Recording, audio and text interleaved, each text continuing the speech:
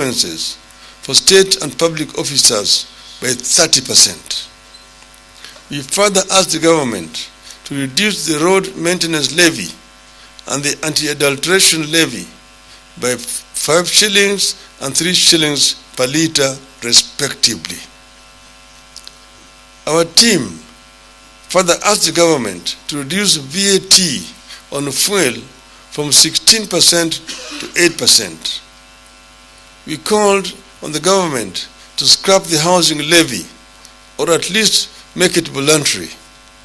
Unfortunately, Kenya Kwanza would not budge. Apparently, the regime's economic policies hardened life for Kenyans, so did the regime harden its heart. We realized that without the goodwill of the top echelons of the Kenya Kwanza leadership, cost of living was never going to be addressed.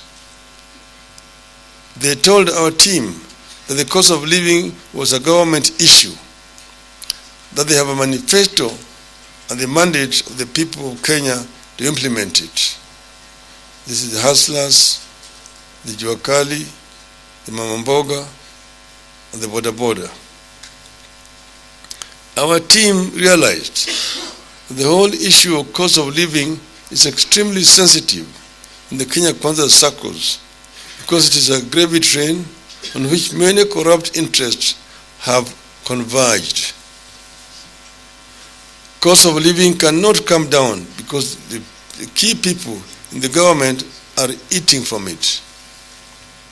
That is why cabinet secretaries and other Kenya Kwanza shareholders recently fought over oil in the high seas. We got to understand that the housing levy, which even the courts have now found to be unconstitutional, cannot be scrapped because it is a gravy train. It is from this levy that the Kenya Kwanza hopes to build a campaign war chest for the next election. They forget that they may not get there. We realized that Kenya Kwanza cannot touch cost of living because it anchors the massive corruption that has returned to the country. We made it clear that we completely disagree with the government on the matter of cost of living.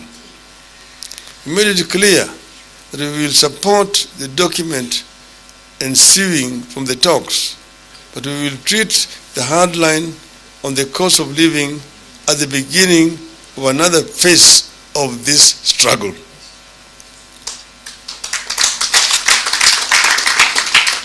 We will seek other ways to press the government to listen to the cries of the people and bring down the cost of living. The other ways will include, but will not be limited to, consultations with the people. At all times, we will retain the right to call on the people to take steps that we deem necessary to force the government to lower the cost of living. We also support the document with the proviso that certain aspects must be approved by the people by way of a referendum. To create the office of the leader of opposition or to formalize the office of the Prime Cabinet Secretary, the people of Kenya have to have their say by way of a referendum. Besides, it is a constitutional requirement that such significant restructuring of government must go through a referendum to avoid the mischief that may be played by some people going to court. It is also our stand that this country cannot continue moving forward by being undecided. We have to agree whether we want a parliamentary, presidential system or a hybrid system. Thank you. End of the statement.